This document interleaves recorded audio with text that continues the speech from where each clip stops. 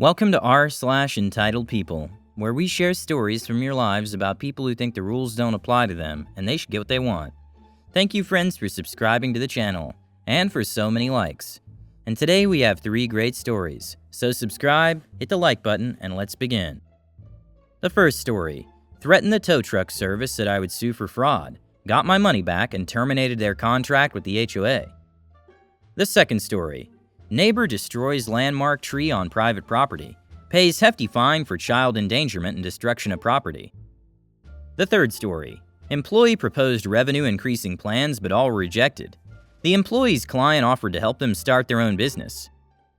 The first story is HOA changed parking rules. I was visiting my girlfriend at her townhouse. The townhouse is at the entrance of the neighborhood, and not far from it's a sign warning of cars being towed. On the sign was the name and number of the towing service. In the section of this subdivision with the townhomes, there are a few clearly designated no parking zones, but no such designation out in front of her townhome where I was parked. About 8:30 that evening, while we were upstairs kicked back watching TV in her bed, I suddenly saw some lights flashing through the upstairs window, and then a knock on the front door. When I looked out, I saw my car hooked up to a tow truck with the driver just standing there waiting for me to come down. He had pulled up, hooked up my car, and then turned on his lights, rather than pulling into the neighborhood with his lights on. I went downstairs to protest him hooking up my car and pointed out that it wasn't in a no parking zone. He then informed me that according to HOA rules, the spaces in front of all townhomes were no parking zones, even if they weren't marked as such. I found out later that this was true, although my girlfriend was never aware of such a rule. He then offered to drop my car if I paid a $90 drop fee. This was his shtick: collect drop fees without actually having to tow a car. In the short 3 weeks that he had the contract for this subdivision, he had already hit numerous homes in the neighborhood with this scam. Then this guy made a mistake. In his attempt to be seen as the good guy just doing his job harassing people late in the evening for quick scores, he offers to write on the ticket that he towed the car to the townhouse from a nearby interstate, instead of writing it up as a drop fee for illegal parking. In this way, according to him, I could turn it into my auto insurance to get them to cover it. That way I could get my own money back from the scam he was running, collecting drop fees from unsuspecting homeowners. I accepted the offer, which at the time seemed like I was catching a bit of a break. Being rousted out of bed and having an angry confrontation with a tow truck driver seemed just a bit more tolerable, knowing I would be able to get my money back. Still, the situation just eats at you and it's hard to let it go in the moment, even if eventually you are getting your money back. The next part of the story involves a wealthy landowner who developed his family's 300-acre farm to create this subdivision, and who continued to live in a more affluent elite section of the subdivision, and maintained a position as the head of the HOA that created this rule of no parking zones, that existed only on paper, and that had been added years after the townhomes had been built with their clearly marked no parking zones. Sorry for that run-on sentence, but I won't go any further into that part of the story for the sake of brevity, which may seem a bit ironic at this point.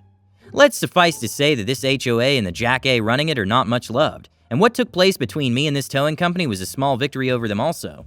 Anyhow, the next morning I began thinking more clearly about the night before, even if I was still a bit peeved.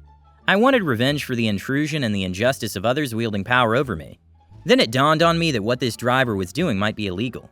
I called my sister-in-law, who owns an auto insurance company.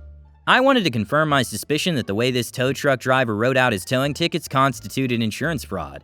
She confirmed that I was correct, that what this driver was doing was indeed insurance fraud. I then called up the towing company and told them that if they did not give me a full refund, that I would be turning them in for insurance fraud. 15 minutes after I made that phone call, the tow truck driver that so kindly offered to drop my car for $90 showed up at the townhouse with the cash to give me a full refund.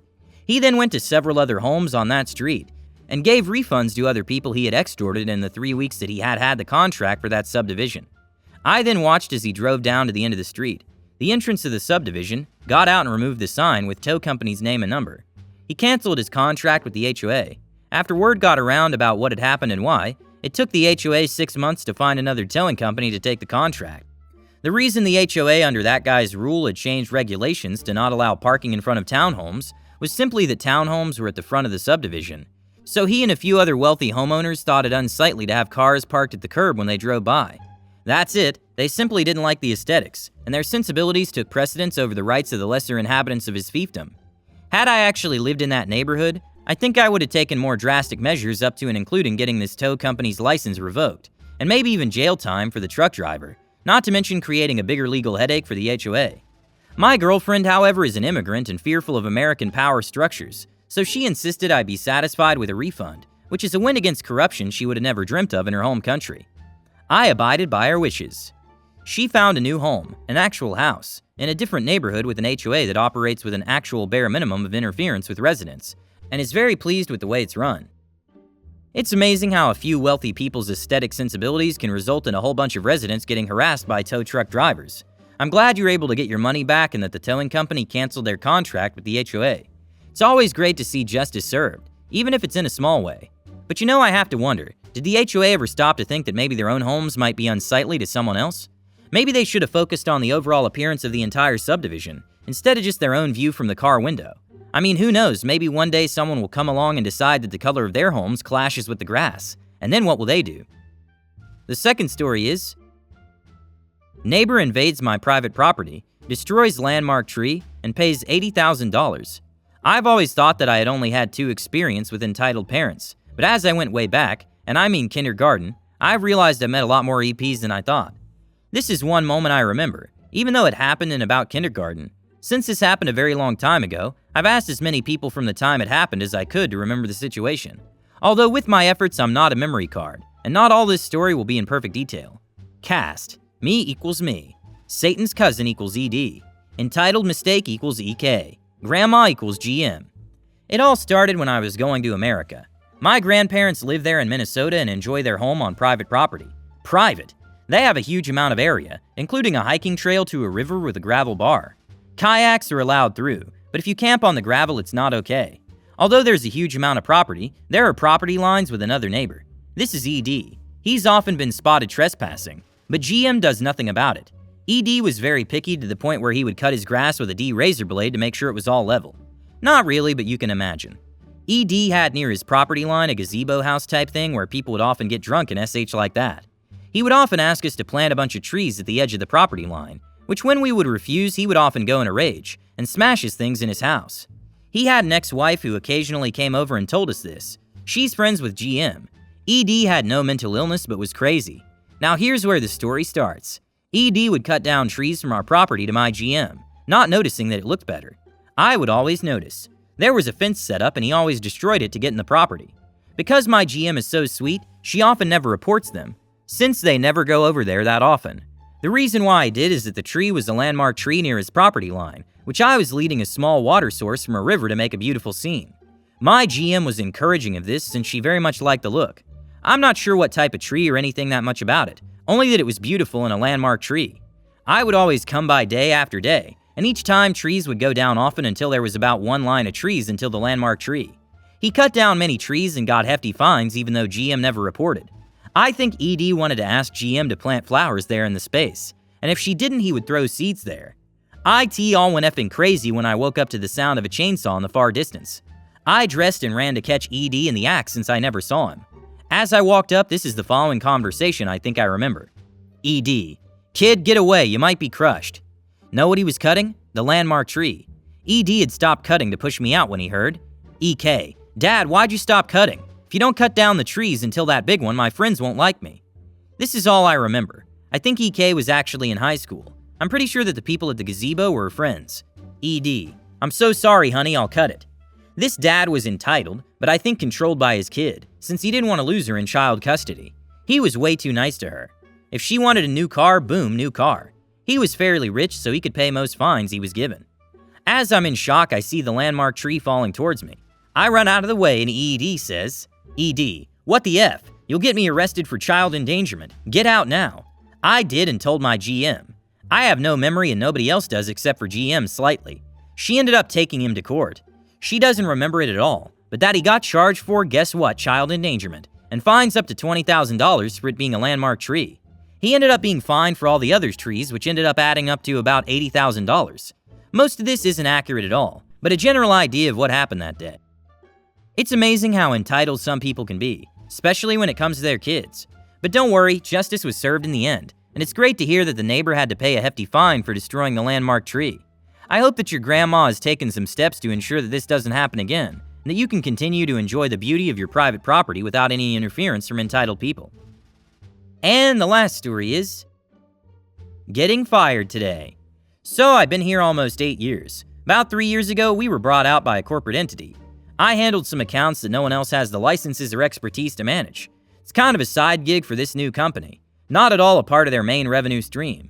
For 3 years, I've been proposing multiple scenarios to increase our revenue and build a strong foundation for moving forward.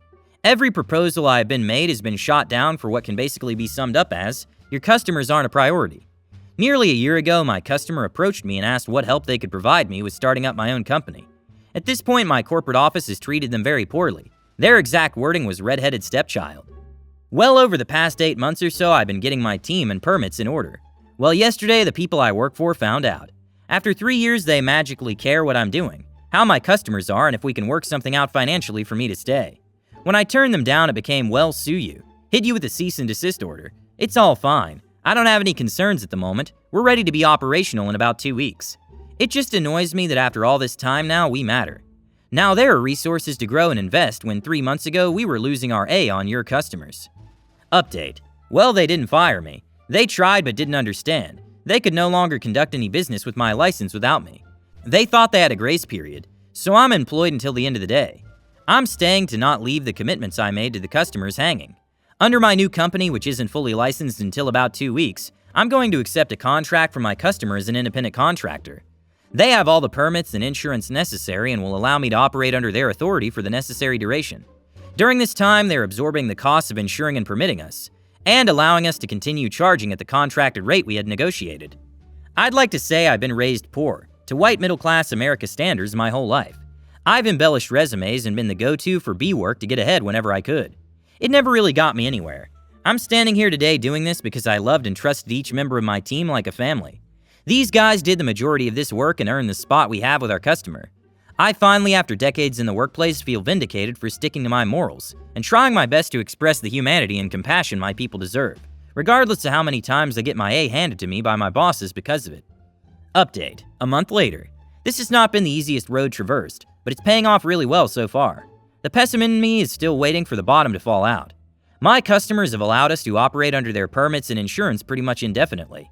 At this point, I'm operating with little to no overhead, except payroll while we're working on a long-term contract. I've made more in the last 4 weeks than the last 6 months. Hey OP, looks like you're the redheaded stepchild no one wanted, but now suddenly everyone wants a piece of you. I'm glad to hear that things are working out well for you and your team, even if it took starting your own company to make it happen. Who knows? Maybe your old corporate overlords will realize what they lost and come crawling back to you one day. Subscribe, click the like button if you want to support the channel.